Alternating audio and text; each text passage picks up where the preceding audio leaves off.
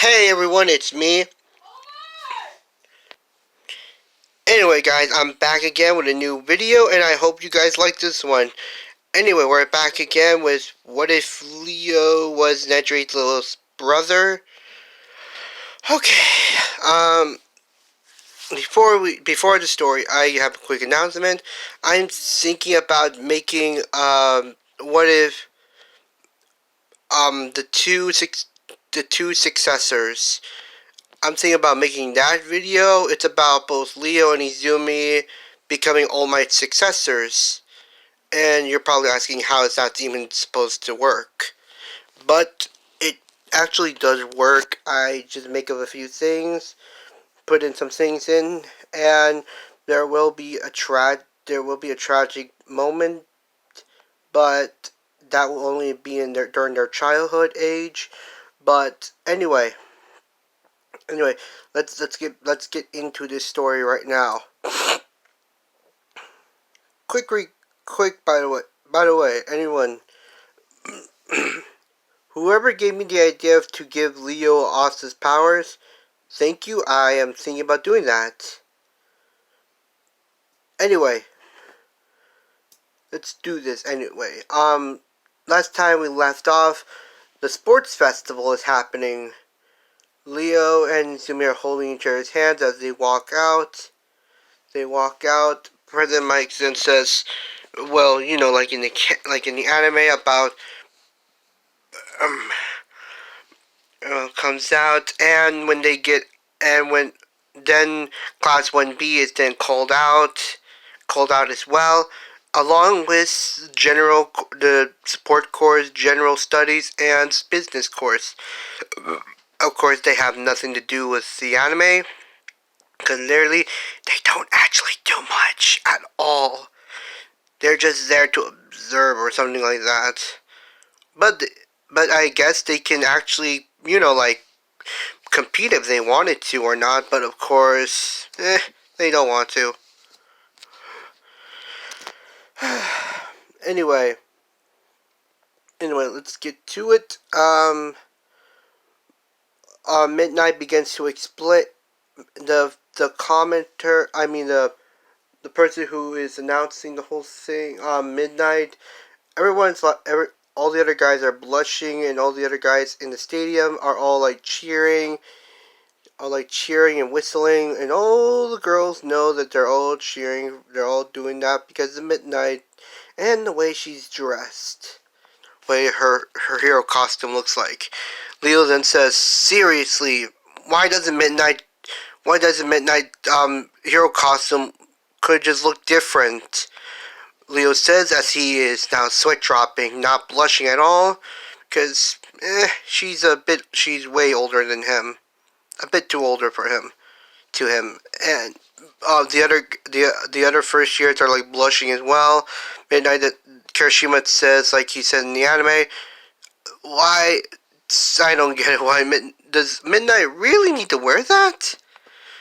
He blushes, and Tokuyami says, "It is very inappropriate," or something like that. I don't get it.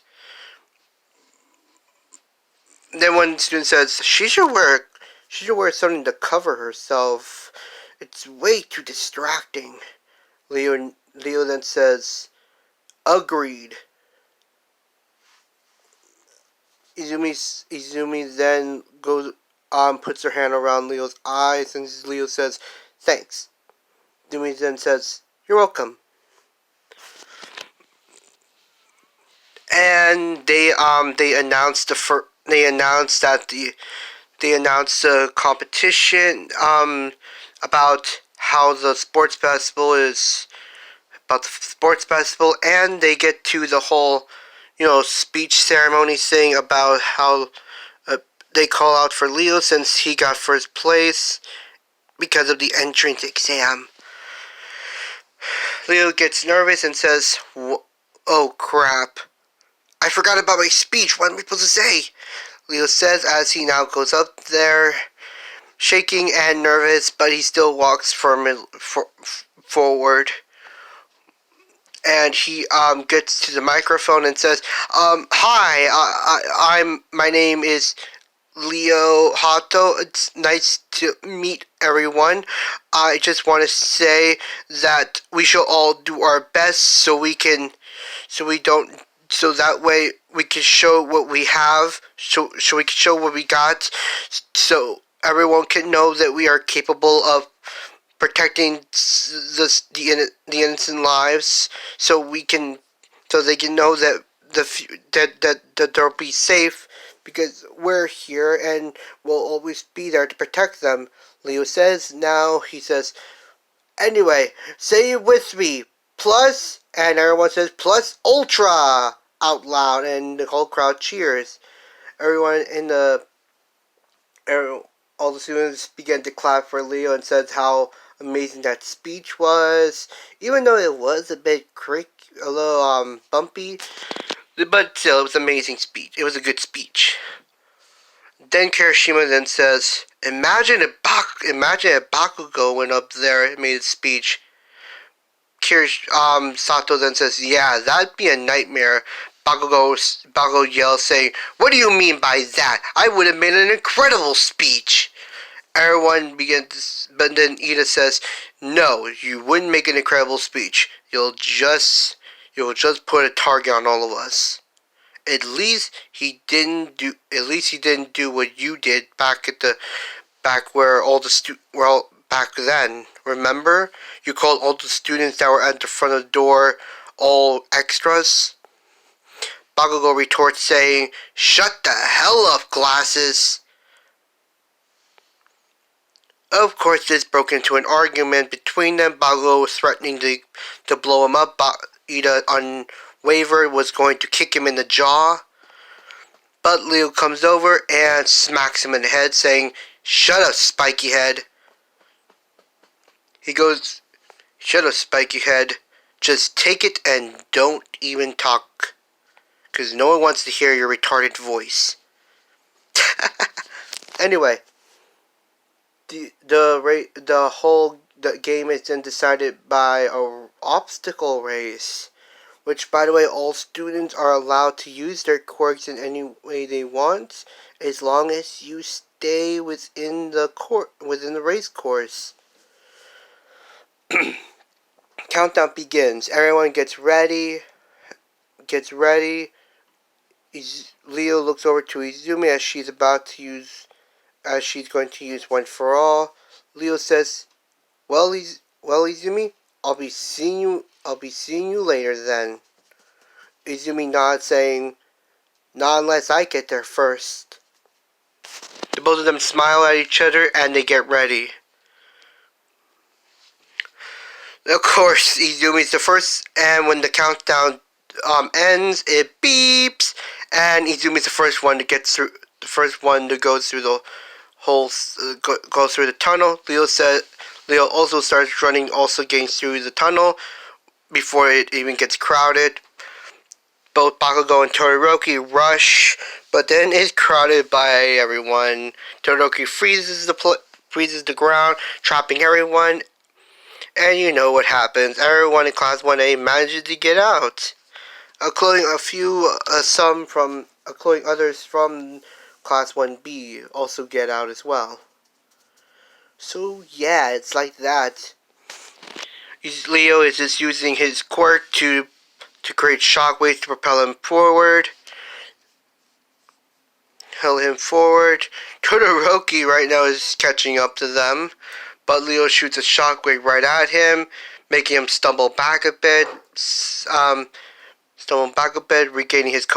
Trying to regain his composure from sliding on the ice on his back. They continue, and when they get to the first obstacle, and the first obstacle is the robots. The Battle Robot Inferno. Leo immediately gets in front of one pointer and sends it flying using his quirk, and including others as well, getting them out of his way. Izumi pretty much punching every robot, getting them out of her way. She sees a zero pointer from a few zero pointers. She jumps in the air and punches it, making it fall on its back. making it fall directly on its back, only using 20%. And a few other robots, few other zero pointers. I mean, like literally, the moment she landed her punch on the first zero pointer, she used its face to propel herself to another zero pointer and pretty much punched it, pretty much did a smash as well, and did the same thing again to the other zero pointer.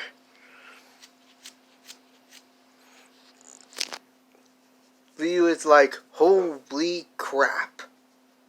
She's changed a lot during this time. She's a lot more faster than usual.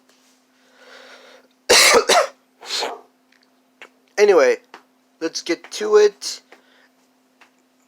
Leo right now is avoiding the other robots, shooting them out of his way, and managing to get through.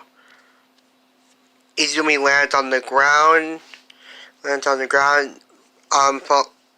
using one for all to get to, following behind Leo.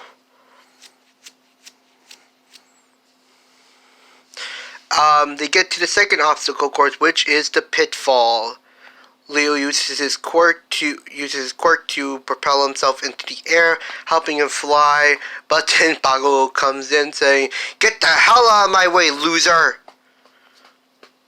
He then shoots an explosion. He was about to shoot an explosion right at Leo, but it's about to make him stumble and fall. But Leo shoots a shockwave, sending Bakugo back.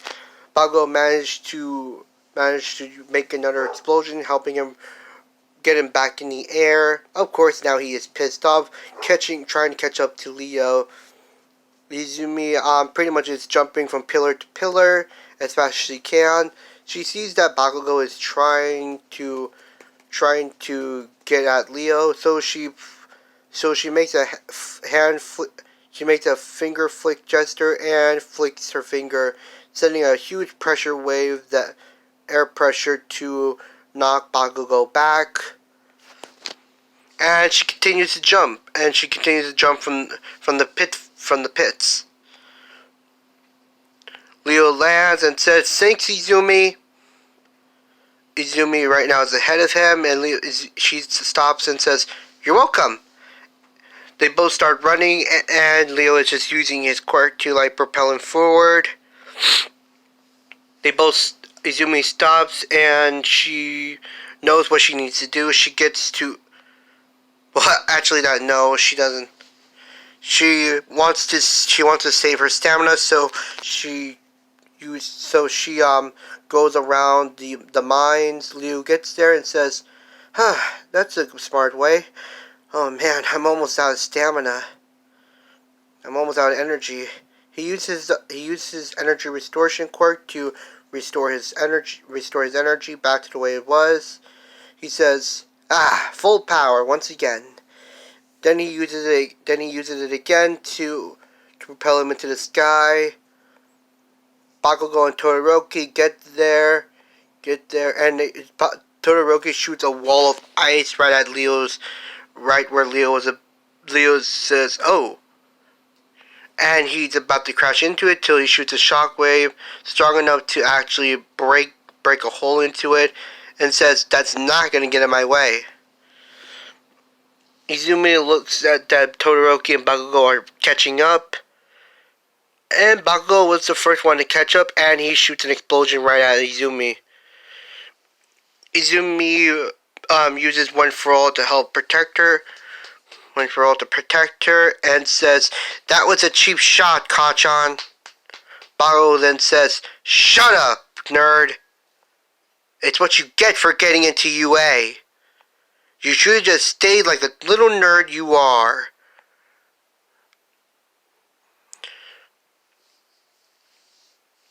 And she jumps in the air, getting around Bakugo and Todoroki. Leo shoots a big shockwave to propel him even forward. They both land, and both Leo and Izumi are now running to the race. Both Todoroki and Bakugo stop fighting one another and start charging to the finish line, trying to become trying to get to first place. So yeah, the whole metal beam pipe thing doesn't happen with Izumi flying. So yeah, that doesn't happen. Izumi notices that Leo is catching up to her. So she ups the percentage to 7%, 10%, and Leo says, "You're not gonna leave me behind, Izumi." He says as he creates a big shockwave, getting him in the lead. But in the last second, Izumi jumps forward. Both of them get through the gates together. Giving them a tie of first place. And then everyone manages to get through. Bakugo gets mad that Todoroki's in second place, Bakugo in third place, Ida in fourth, Uraraka in fifth. Because I saw her got out in the cave, in the tunnel, in the anime, so yeah. So I believe she was in fifth place. All the others follow ahead, and the 42... Well, actually, that's since there is an extra student, so yeah, Leo...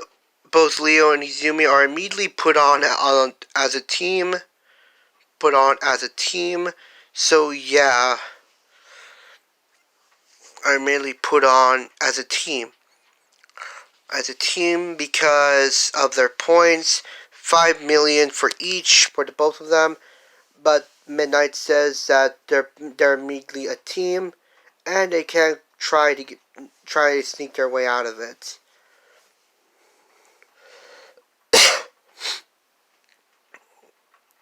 And yeah, both Leo. So yeah, this is where I'm going to leave it off here for now. Thank you everyone for watching this amazing What If.